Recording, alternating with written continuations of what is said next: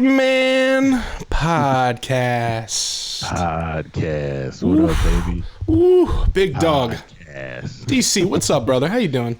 Hey, man, another day for the Everyman. I'm chilling with my brother Jay. Love him to pieces. That's right, you know man. What I'm saying? It's all love here in the Cosmic Canoe. Always, brother. Always. So, we're here.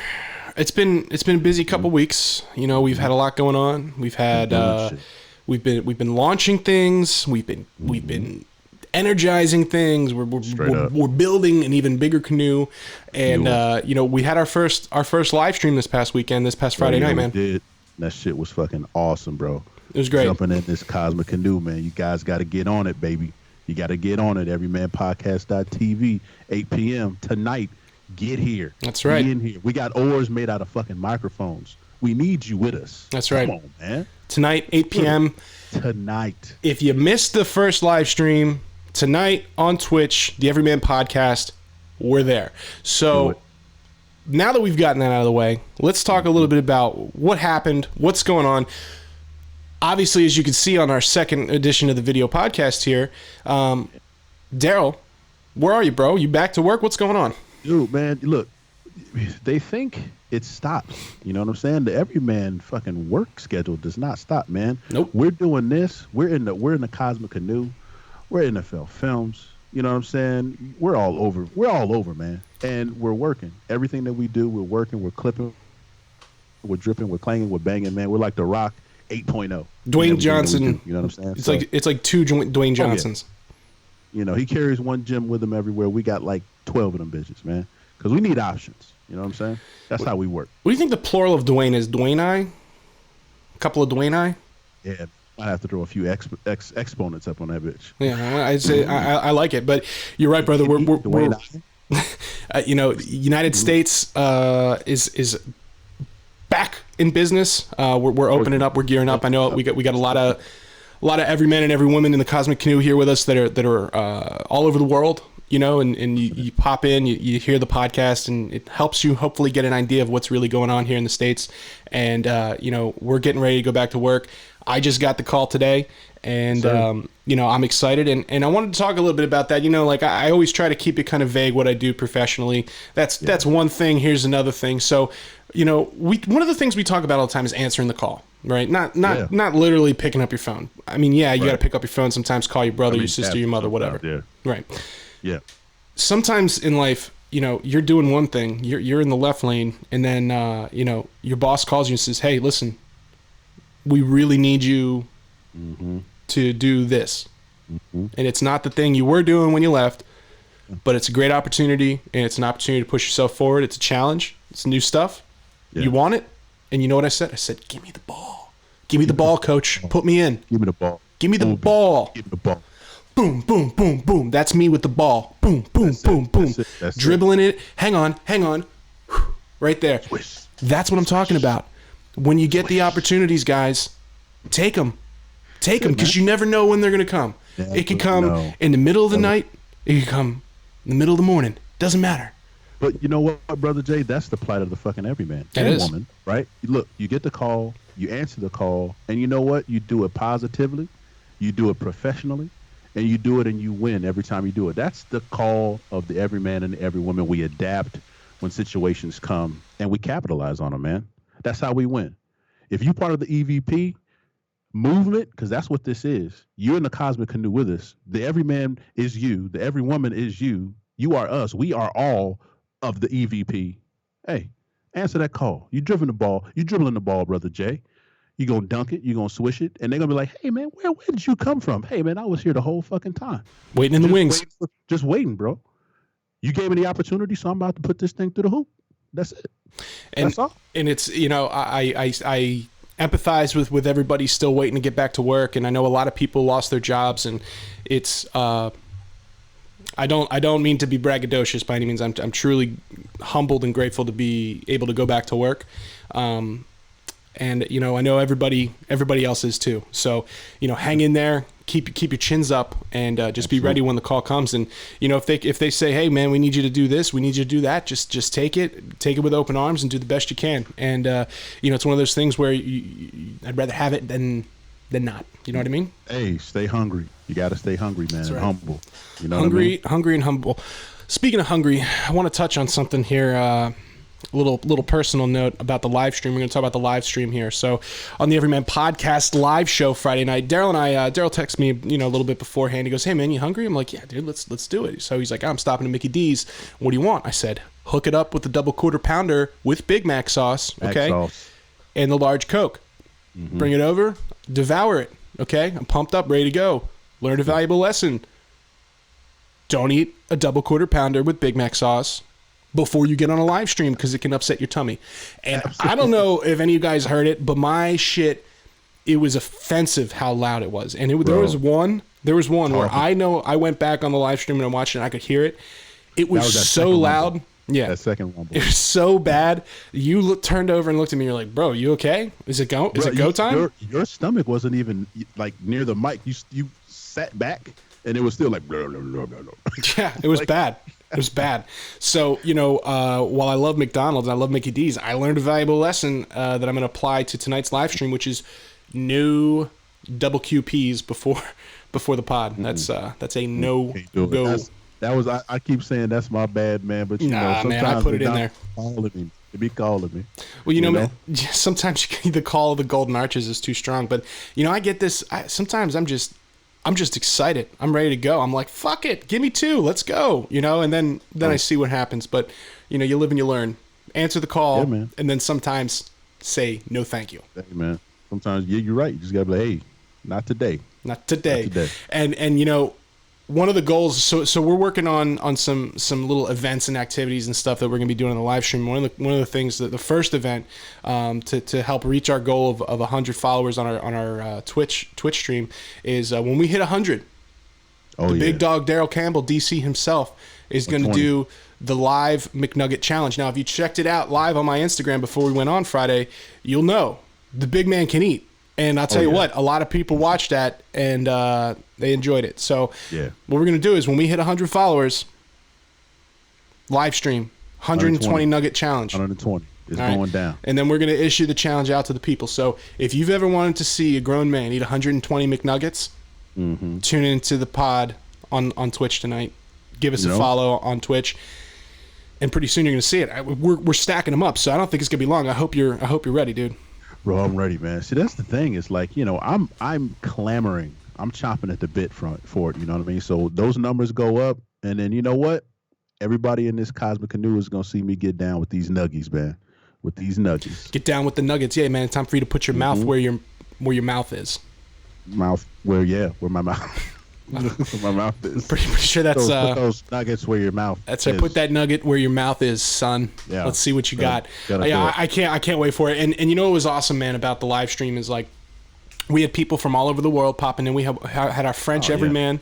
Bonjour to our French Everyman. And I apologize to our French Everyman. I was so taken aback that we had the international Everyman in the canoe with us that I spaced, and the only thing I could say was oui, but now I remember bonjour. So bonjour to you, bonjour. And bonjour. We hope to see you tonight there, brother. That's it. I'm going to get back on the Duolingo, man, so I can, communicate with my French patrons out there, the EVP protocol. You know what I'm saying? We're going to do it. A little bilingual blood fest. You know what I mean? I gotta wake up those French Canadian Montreal Alouette days where I had to, What is an Alouette? Honestly, I don't know, but it's awesome. That much is true. That is true. It kind of sounds like it might be might be like a bird or something. Yeah, it makes me think of like some sort of prairie animal, like a impala, or you know what I mean, like one of those graceful. An alpaca. An alpaca. An Alouette is probably like a French Canadian marmot or something. We're gonna find out. Our emblem, it was like a bird, so I'm assuming that maybe that Alouette refers to that is the bird that we had. That's probably a bird. That makes sense. A lot of birds. This is weird. There's a lot of birds in sports. Atlanta Hawks, Philadelphia Eagles, Falcons, Seahawks. Why did we run out of, I mean, birds are badass in their own way. I mean, distant relatives to dinosaurs. So right. Let's just stick with that, right? Yeah. So, some of them are a little more deadly than others. the really cool thing about the live stream too was we're talking about interacting with our listeners is that chat, dude. How hot was that chat?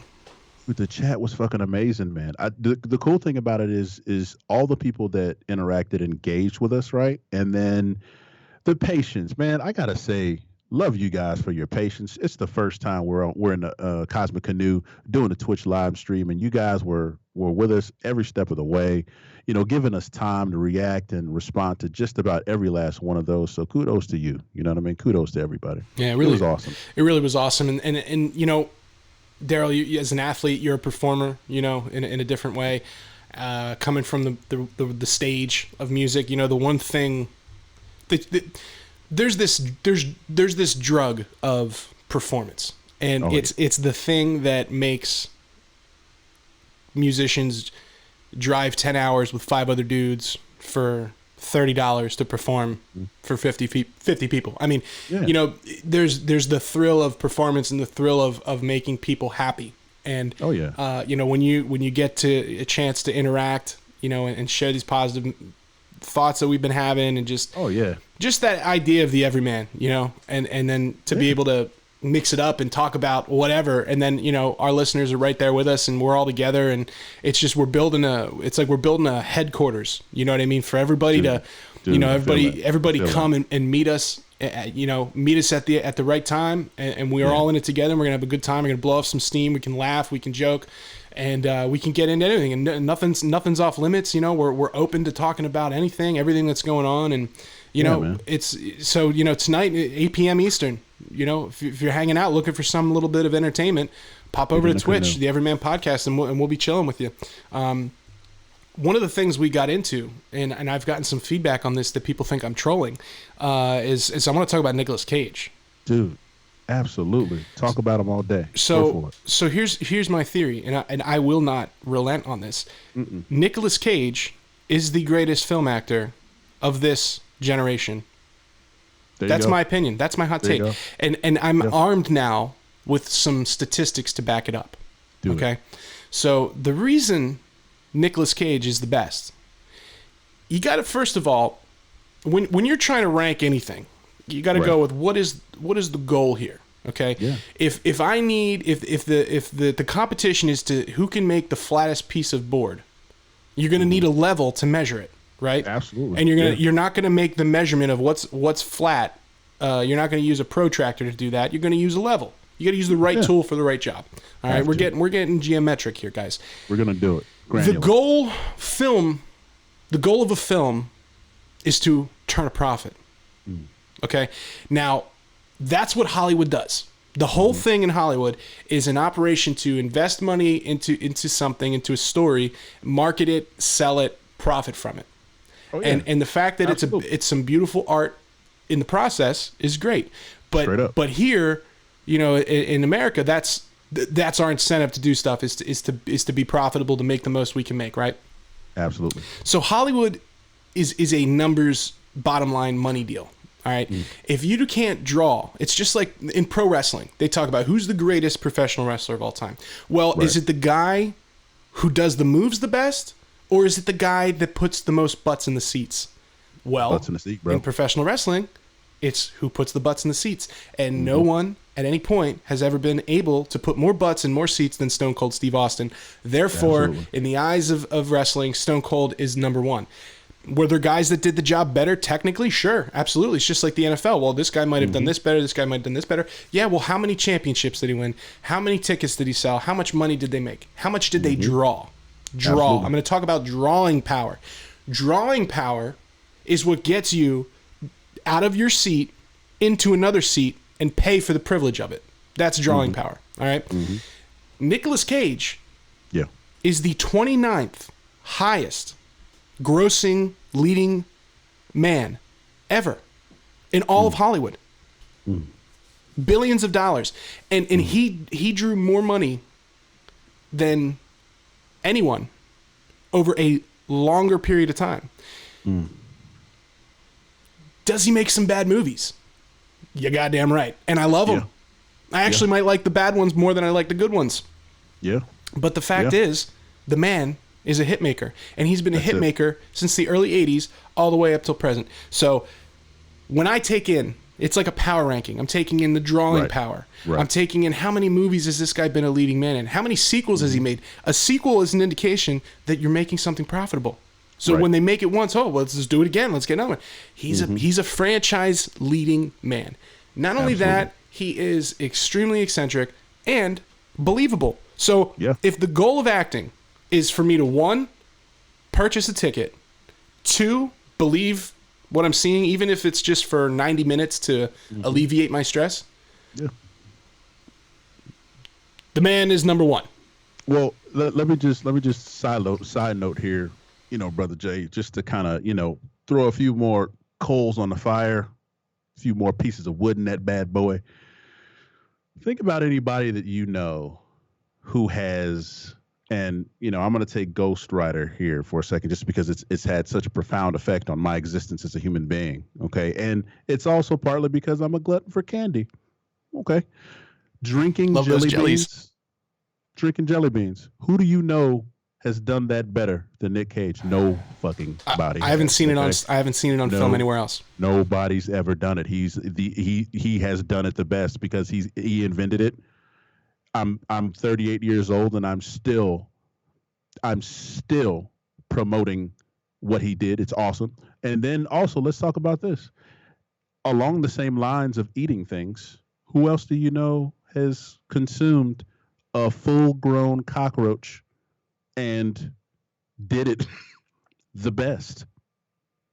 Nick Cage. Believability. Now listen. You go ahead and you try to consume a cockroach and still stay in form with it. You can't do it. That's why we're not talking about you on this. We're talking about Nick Cage. And I'll tell you, the Chris Evans of the world, the Robert Downeys, they're great entertainers. They're great actors. I'm not taking anything away from them. Bro. They're not eating cockroaches. I'm talking about the simple ability to put yourself into another person's shoes and then live that so believably that it's hard to tell the difference where the actor and the man is. Absolutely. It's like this is why I have such a love and appreciation for professional wrestling, because when you look at a guy like Ric Flair, it's like you can compare him almost to Joe Namath, except everyone knew that Joe Namath was a football player and he was a rock star. Ric Flair was there's no difference between him, the entertainer, the athlete, and the person, but Ric Flair's not his name. He's living this character 24/7, 365 for 50 fucking years. Yeah, dude. And it's like, Joe Namath now, not the Broadway Joe, not the Playboy. That was his kind of gimmick when he was young, and he changed over time. But Ric Flair has lived the gimmick the whole time because that's his job. And I have this, I don't even know what the word is. It just fascinates me that it's like these guys are action stars, but they don't ever stop. And like Nick Cage to me is like that, where he's living it. And I feel like if you came across him, he's probably pretty, you'd probably be like, oh yeah, it's Nick Cage. It's pretty similar. I mean, I'm saying he's like not biting cockroaches and being crazy, but like that dude just puts himself into these other characters. And, for me, for my entertainment dollar, when I'm looking for something to watch, I want to watch something that's going to take my mind off of whatever's going on, something that's going to give me some joy, and nobody does it better than Nick Cage for me. So I tell you what, he might not be your favorite actor, but God damn it, he's my favorite actor, and I will die on that hill. Here's another mode that you can use as the barometer of how good an actor is. I mean, we are Nick Cage all fucking day, but think about this: who do you know, lead actor, anybody, male, whatever, where when their movie comes on, you just leave it there, or do you turn? Bro, Nick Cage, anything Nick Cage has that comes on television, I'm not turning.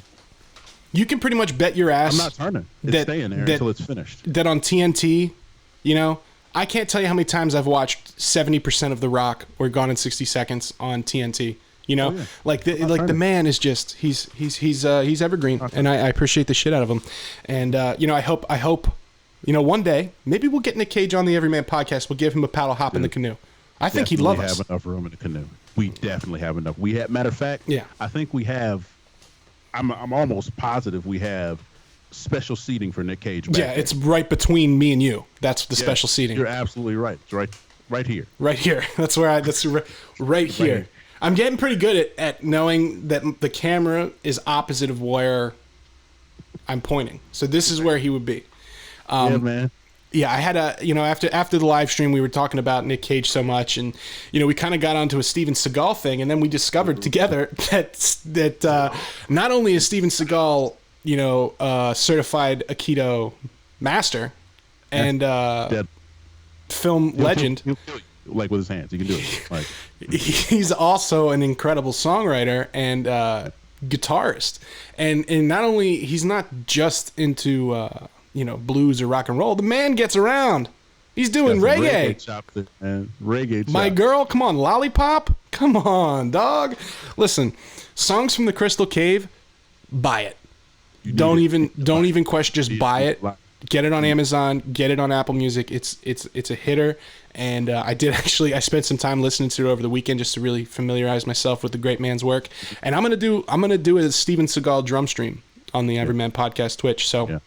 Keep an eye out for that. That'll be pretty cool. If you've ever wanted to see me drum along to your favorite Steven Seagal hits, the wait is over. Dude, I'm telling you, guys, my every men out there, if you want to get the every women in the canoe with you, throw on some of that Seagal, baby. Yeah, hit him with that lollipop. Hit him with the lollipop, and it's over. Game over. And we're this worldly. It's I am. And you don't know nothing about that Seagal. So I after our conversation on the live stream on Friday, I wanted to revisit some of his classics. Now I know we were talking about how I was watching his movies from now backwards. I jumped ahead. Well, I guess I jumped back, and on Saturday I watched Under Siege and Under Siege 2. First of all, quality. Let me just say, I want an Under Siege 3 with him now. To me, Casey Ryback, that character is great because he's just the cook, and he's got this weird charisma that it's kind of annoying, right? But it's kind of cool, and he's just so weird. And then the fact that I found out that the guy has NFL size, he's 6'4", he's the same size as you. I'm having a hard time imagining this fucking giant man, because now I know the contact. I'm like, wow, he's really as big as you, but not. I mean, now he's probably he's a little. Yeah. He's Dude, respectfully, the man's put on some weight. He has. That being said, I'm watching Under Siege 1. Under Siege 1, first of all, they got a cameo from the fucking President of the United States in that movie. Okay, so any film that starts out with the current sitting president, with the prez. You should check it out because clearly some strings were pulled to create this film. Hell yeah! And I was right. I remembered none of the movie except the topless dancing girl, and it just hit me how great it is. And Gary Busey is fucking insane. Tommy Lee Jones is out of his mind, and then the cook Casey Ryback in the mix, just throwing knives at dudes' necks and. Yeah. Break it, dude. There's this scene where he does a double judo chop on this guy and just breaks his neck. It's amazing. And when I come back to when I say when I watch a movie, I want to have some joy. I want to be distracted.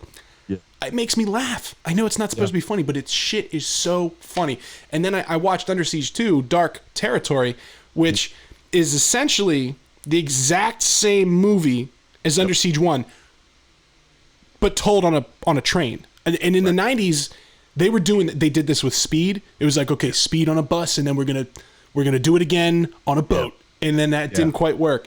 It never works, Hollywood. You can't take. I mean, it works because Seagal's in it, but you can't just tell the same story on a different mode of transportation. It doesn't make fucking sense. Absolutely right, Brother Jay. You got to hit them with it. You got to hit them with the fucking the hackers, man. The '90s hackers, man. Talking about so back in the '90s and in Hollywood in general. Not only when you watch these early '90s action movies. From the movies are very different now than they used to be. From the way that they handle firearms in action movies in the 90s, the way they fight, it was very unrealistic and, dare I say, ludicrous most of the time. You know, it was very over the top.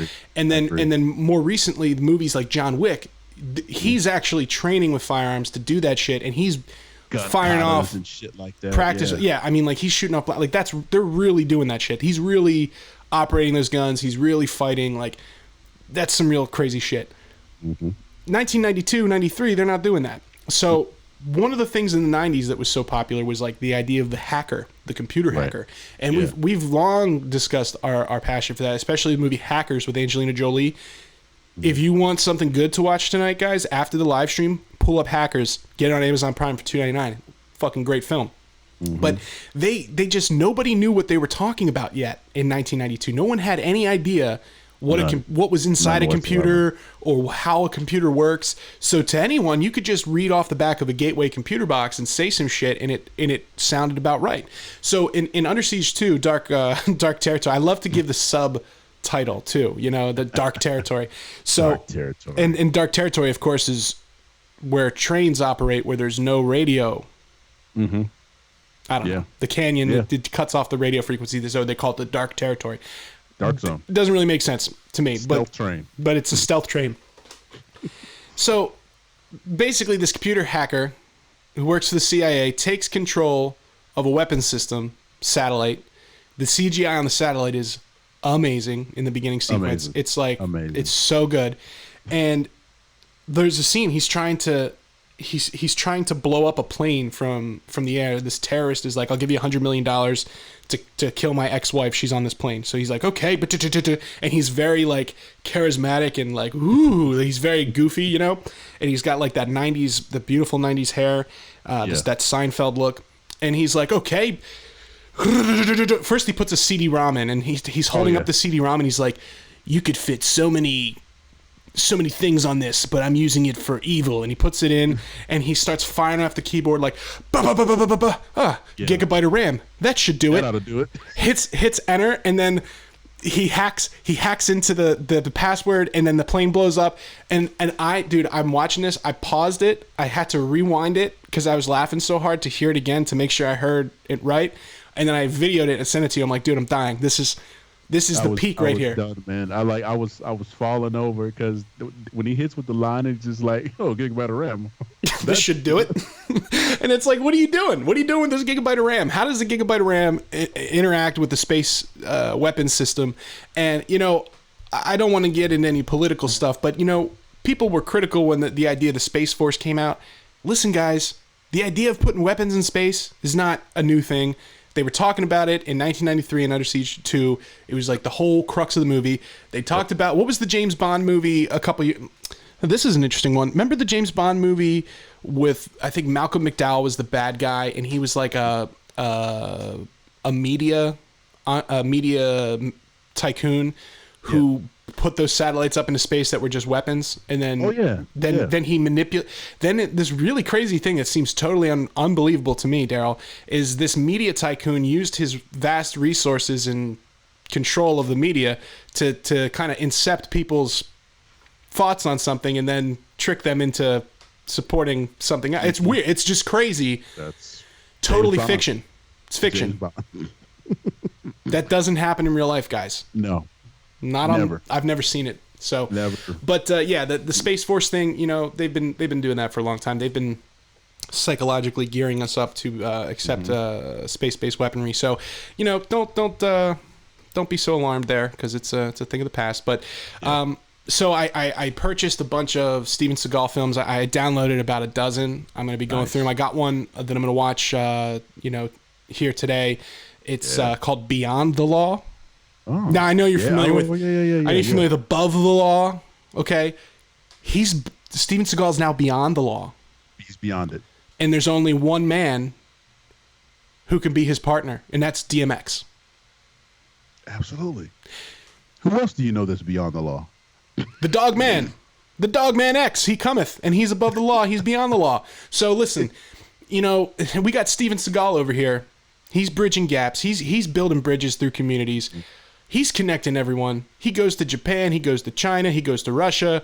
DMX, Eddie George. I'm watching one the other night, and I'm like, is that fucking Eddie George? Eddie fucking George. And then all like 6'5" of them. Yeah, and then the credits come up, and it's like Eddie George as Bucko, and I'm like, what?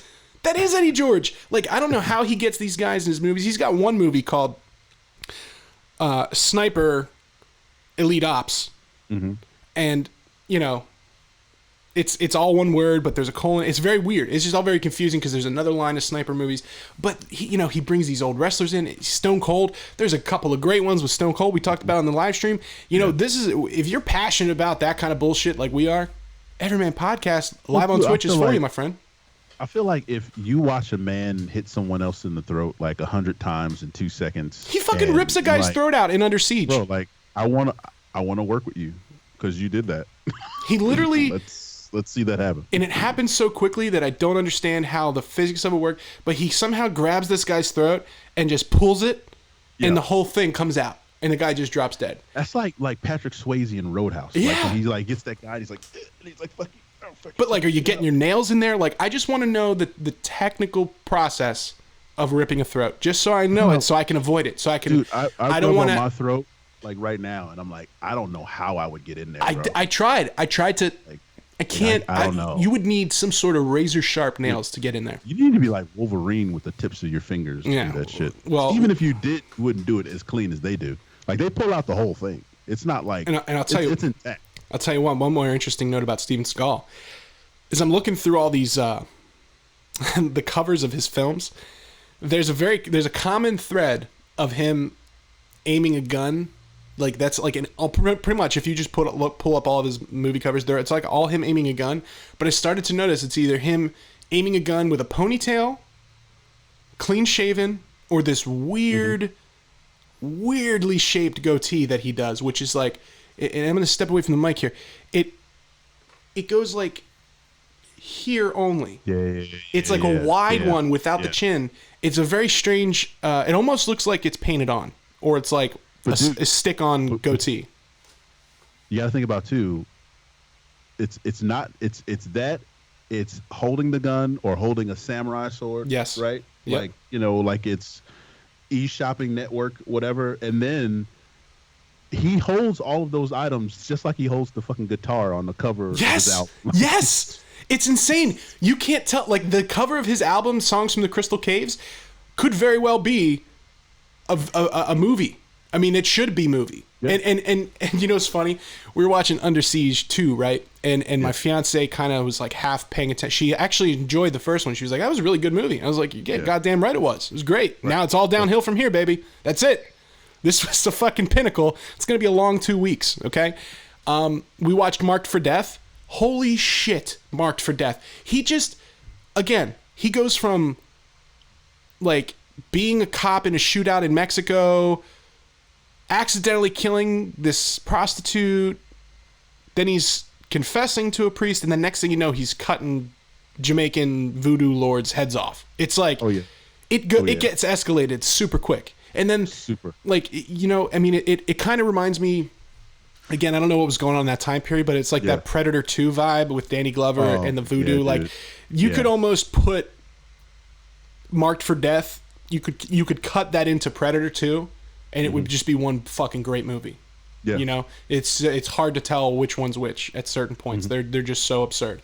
And Seagal's just lighting it up in Marked for Death. But we're watching Under Siege 2, and she goes, it's like this scene where he's like in the train kitchen, and he's like, yeah, you just make the eggs. And he loves to explain stuff in his films. He loves to show his knowledge. Like every one of his movies, he has a scene where he's explaining to somebody his expertise in firearms. He's like, okay, this is a Colt 45. There's two firing modes. Yeah, there's two firing modes, automatic or semi-automatic. When I give it to you, you got to keep it a semi-automatic. I want you to use one line. I want you to hoot one fire at a time. And like he has to explain everything. Like he like explains how he's making this fucking egg puree. He's making some bourbon cake or some shit. Yeah, you got to whisk it like this, and then it's just so you know the man knows, the man fucks. Okay. Yeah. Say, my fiance goes, he really likes to cook in his movies, huh? And I was like, this is actually a sequel, but yes, you're right. He cooks. Yeah. He cooks. He shreds. He fucks. He kills Jamaicans. He kills Russian terrorists. He doesn't. He got no rhyme or reason. He's for everybody. Steven Seagal is the everyman. Dude, I want to know if and I might have to go down this rabbit hole with you with the Steven Seagal movies, because just as melodious as he is with this album, I want to know. I now want to go back and watch the movies to see if he actually, does. Just like he's whisking puree, just telling all the instructions. Like, I want to know if he breaks off and just starts to tell people about basses and fucking guitars and like how you should play shit. You know what I mean? Like, I want all I want now is I want to see Steven Seagal in some sort of intimate rock club, and I want to watch him play with that band, and I want to see him do his Jamaican Rasta rap. And if you're thinking we're making shit up, he does a Jamaican accent on the song Lollipop. Oh yeah. Okay? Call that what you want to call it, what you want to call it. That's a bold move. It is. For Steven Seagal, it's an incredibly bold move. And he's doing it with another like Rasta Jamaican type vocalist. So it's like, yeah, this guy thinks it's cool. What do you think? You gonna say something? You gonna say something? How about I fucking rip your throat out? How about that? That's Seagal right there. Ripping your throat out and write the Jamaican hymns, dude. I get fixated on these characters sometimes, like these people with a waffle goatee, dude. like sometimes I'm like, I gotta learn everything I can about this because this guy is so over the top in everything he does, and I just want to get a little insight into how that man has gotten to that point. And just want to know how he ticks, man. Yeah, and Lawman. We're gonna get into Lawman for sure at some point. But so that's really what I've been up to since we last connected here with the Everyman and the Everywoman. I've been getting ready to go back to work. I've been drumming. I had a little skeet shooting this weekend. Had a great time out in the woods. Got some sun on my skin. Got those birds chirping. It was beautiful. We're getting ready for 4th of July. America is back. We're opened up. Hell yeah, dude. I'm excited. I'm pumped. Back. I'm having a good time, Back. The Everyman Podcast on Twitch. EVP. If you're enjoying it, man, just pop in. Can't get enough. Give it a good pop in. Tonight. There's nothing like seeing the Everyman and the Everywoman. If you've ever wanted to talk to my dad, get in the podcast on Twitch. My dad's in the chat. He's in the chat holding it down. All right? Holding it down. We had a lot of fun. We're going to do it again. The Everyman Podcast on Twitch tonight, live, 8 p.m. Eastern, everymanpodcast.tv in your web browser. So I know some people had some issues getting... apparently the Twitch app was having some problems Friday night. If you're having trouble finding it, number one, shoot us a message on any of the various platforms we're on, and I'll send you a link personally. Send you a link and a smile, okay? Hell yeah. Both, 2 for 1. And a smile. The Everyman Pod on Twitter. The Everyman Podcast on Instagram. The Everyman Podcast on YouTube. If you're watching this, you know where we are. The Everyman Podcast on YouTube. www.everymanpodcast.tv is how you get directly to our website to watch the stream live. So if you don't have the Twitch app, or you don't want to sign up for it, or you've had enough of accepting terms and conditions, trust me, bro, I'm with you. I'm over it too.